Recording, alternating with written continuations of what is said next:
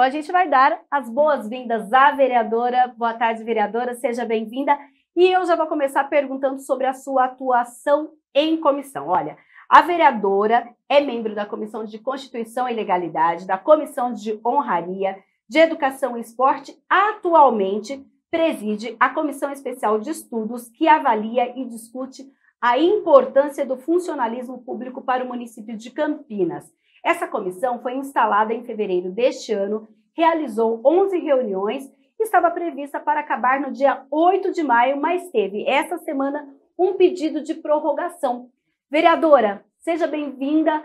E por que esse pedido de prorrogação? Qual é o objetivo?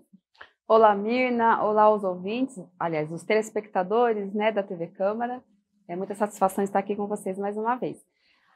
Bom, o pedido de prorrogação foi porque nós fizemos um planejamento dessa comissão dentro do prazo ali inicial, que dá em torno de 90 dias.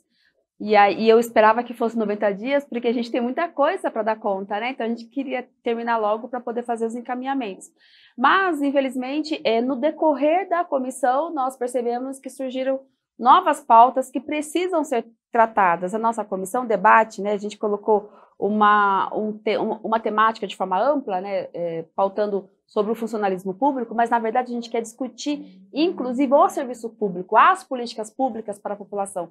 E aí a gente percebeu que tinham pautas ali que eram importantes de discutir, como a questão da moradia, a questão ambiental, que não coube ali naquele tempo dos 90 dias. Então, a gente pediu essa prorrogação, mas a gente espera concluir com essas novas temáticas, debatendo as políticas públicas, enfim, trazer os técnicos para que possam fazer a avaliação desses serviços na nossa cidade e a importância deles. Por exemplo, a questão da moradia é muito séria. Campinas ainda padece muito, tem um déficit muito alto de moradia, principalmente de um programa de moradia popular, E aí a gente espera, no mais rápido possível, fazer as discussões dessas temáticas que faltam e poder apresentar ao Executivo aqui os encaminhamentos das necessidades de melhoria e de projetos pautando essas políticas públicas. Para quem não conseguiu acompanhar a realização, a transmissão dessas reuniões da Comissão de Estudos, a gente lembra que elas estão disponíveis no youtube.com/TV Câmara Campinas. Mas, vereadora, a gente vai lembrar um pouquinho o telespectador o que foi discutido nesse tempo de fevereiro para cá, nessas reuniões que foram realizadas ainda de forma virtual. Bom, nós discutimos a questão da educação, por exemplo, a gente focou bastante do ponto de vista de discutir a carreira dos professores, das agentes, monitores de educação infantil. Nós discutimos a questão da lei federal, que é a lei do magistério, que determina tanto a discussão do piso, mas que determina também a jornada de trabalho desses profissionais. Nós discutimos a pauta da saúde, A pauta da saúde é uma pauta sinceríssima na nossa cidade, está todo mundo acompanhando, Todo mundo tem mais ou menos o mesmo posicionamento, que a gente precisa melhorar na saúde pública, a gente precisa ter uma saúde pública fortalecida, a gente tem um sistema único, um sistema de saúde que ele é reconhecido mundialmente como um sistema eficiente. O que a gente precisa é melhorar, Então a gente precisa de profissionais, a gente precisa de mais investimento, a gente precisa de uma gestão adequada. E nós discutimos isso também. A gente discutiu a pauta, por exemplo, a pauta da cultura, Nós discutimos uma pauta específica da questão ambiental, que são a discussão das áreas de proteção ambiental, que é muito sério, gente. Se a gente não proteger essas áreas, que são as áreas de APA, a gente provavelmente, num futuro muito próximo, a gente não vai ter água, porque quando existe uma ocupação ali da população, quando existe um parcelamento dessas terras, das áreas de APA, para residência, para moradia, para habitação, isso prejudica muito essas áreas, que são áreas onde tem, por exemplo, a questão das nascentes, nascentes de rio, de água, e a gente necessita muito essa proteção, precisa ter esse olhar do Executivo para garantir que essas áreas permaneçam protegidas. Enfim, então a gente discutiu muito sobre essas pautas, educação, saúde. E o papel do funcionário público dentro desse contexto. Nesse contexto. Veja, essa questão, por exemplo, mesmo da APA, é muito séria. A gente precisa ter servidor público, para fiscalizar. E quando a gente fala servidor público, eu estou falando servidor público mesmo, é aquele concursado que tem estabilidade. Porque o concursado que tem estabilidade, ele tem autonomia e tem independência de fiscalizar. Ele não fica preso a ninguém, né? Porque muitas vezes é isso, se a pessoa que foi denunciada, que recebeu uma fiscalização, ela pode de alguma forma intervir, vir denunciar aquele profissional. Sendo um servidor público revestido, né, da estabilidade, ele tem segurança para ter autonomia, para poder fiscalizar da forma correta e seguir as leis e proteger o patrimônio público, proteger, né, a cidade, as áreas públicas, para que a população possa ter uma cidade que de fato seja para todas e todos. E lembrando que a vereadora é servidora municipal desde 1997, vem da área de educação, inclusive, na minha pesquisa no site da Câmara, eu vi que a senhora tem vários documentos com essa visão, pensando na área da educação. Qual é hoje, vereadora, a sua maior preocupação quando a senhora traz esse tema? Lembrando que a senhora também é membro da Comissão de Educação aqui da Câmara. Sim, na Comissão de Educação, principalmente, a gente tem discutido vários temas, né? Tanto do ponto de vista da pauta desses profissionais, porque a gente entende que quando a gente tem, para se ter uma educação pública fortalecida, principalmente de onde eu venho, que eu sou monitora de educação infantil, eu atendo aquelas crianças que estão nas creches, que são de 0 a 3 anos, a gente precisa ter profissionais qualificados, né? Essa é uma pauta muito importante para nós. As monitoras de educação infantil, hoje, elas atendem as creches, elas atendem, né, os centros de educação infantil, e a gente quer que elas tenham uma carreira, porque recorrentemente o que acontece? Essas profissionais, na sua ampla maioria, são mulheres, né, que vêm aí da faculdade, da área da pedagogia, prestam concurso público para a gente, monitora, mas quando sai um concurso público para professor, elas saem, né, da área de monitoras e vai para a área de professor. Só que tanto o monitor como o professor, eles cumprem a mesma função na sala de aula. Na educação infantil, a educação infantil é uma especificidade, né? Ela é um formato de educação, é uma educação especializada, que atende às crianças. E ali não tem como você separar o cuidar e o educar, né? Então, o professor vai ficar com o papel de educar. Não, eles são indissociáveis, eles andam juntos. Então, essas profissionais, as monitoras e as professoras que estão dentro da sala de aula, elas cumprem as mesmas funções, só que elas não têm os mesmos direitos nem não têm o mesmo cargo. E a nossa luta é que isso seja unificado, que sejam todas profissionais de educação infantil, professoras, pedagogas, porque as nossas crianças precisam também ter profissionais qualificadas, que já são, as nossas monitoras já são, mas a gente quer reconhecer os seus direitos. Então, na área da educação, eu também levanto essa pauta. E também levanto a pauta da educação antirracista. Não dá para a gente negar, não dá para vir falar que a educação, que a escola não é também, né, um espelho da sociedade. Nós vivemos uma sociedade racista e as nossas escolas perpetuam muitas vezes isso. Tem um processo de silenciamento, principalmente dos nossos alunos negros, das nossas meninas negras, né? Tem toda ali uma padronização de exclusão da sua identidade. E a gente também pauta isso, uma educação antirracista. É muita coisa que a gente tem aí a discutir na educação e é uma questão que me emociona, que me encanta muito. Quando a gente fala ainda de educação, apesar de ter encerrado os trabalhos, nós tivemos a Comissão Especial de Estudos que analisou a importância do Instituto Federal de São Paulo, Campus Campinas. A gente já conversou, inclusive, sobre a finalização desse trabalho aqui, vereadora, mas eu gostaria que a senhora lembrasse o telespectador de como foi e quais os frutos que esse trabalho gerou. Olha, esse trabalho ainda está gerando fruto, tá? Porque ficou meio assim, você agora virou a patrocinadora, a madrinha, a patrona, isso, a patrona do IFISP, né, do Instituto Federal São Paulo, Campus Campinas. Bom, tem uma pauta aqui, que é o fortalecimento da sede lá no Campo Grande, a gente tem uma sede lá que falta ser concluída, tem já a previsão de conclusão, né, dos prédios para poder atender mais turmas e também da discussão de avançar ali no currículo, né?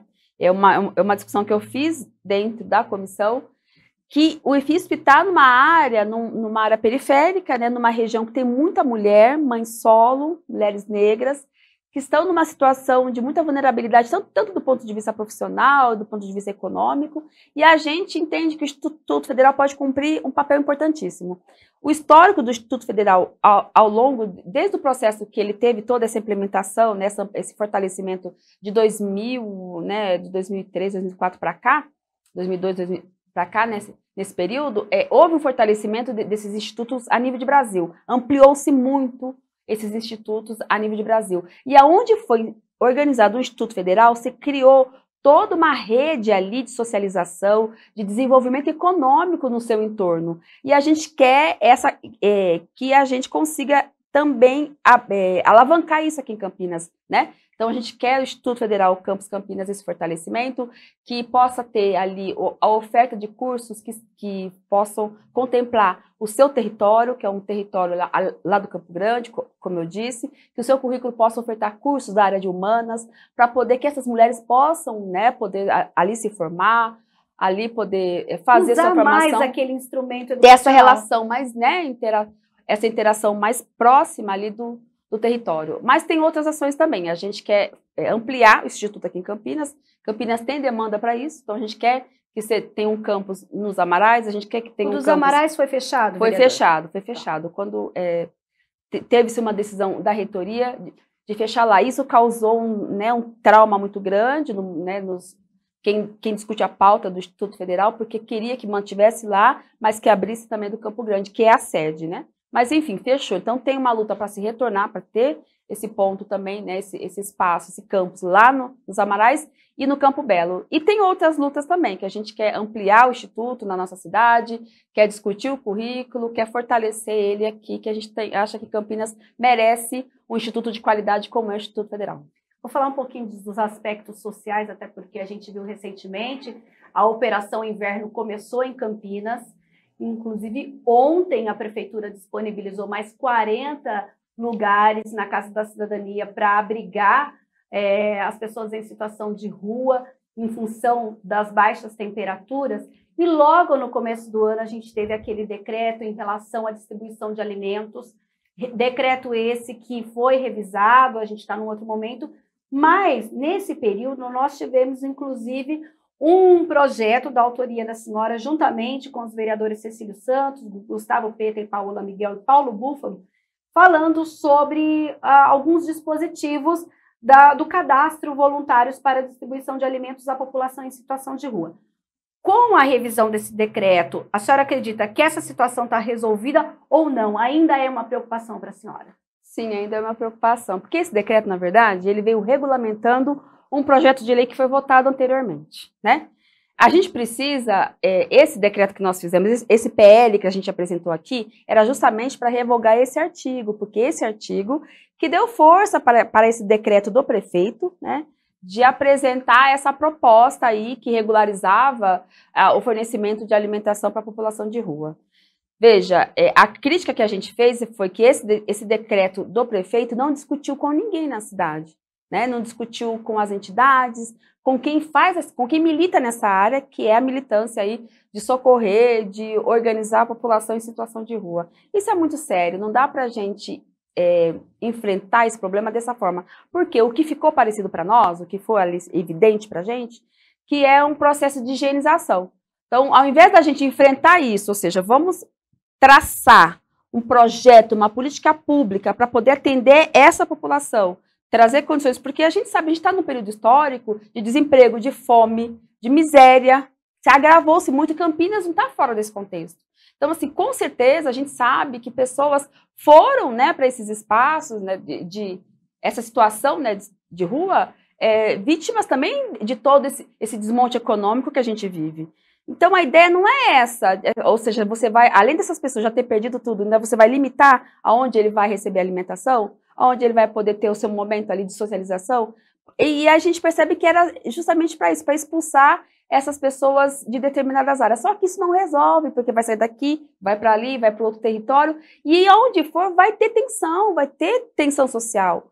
A ideia é traçar mesmo dentro, né, das políticas transversais como um todo, saúde, educação, assistência social, emprego e renda, traçar um projeto para poder atender essa população nas suas necessidades e tentar resolver esse problema, que é o problema social.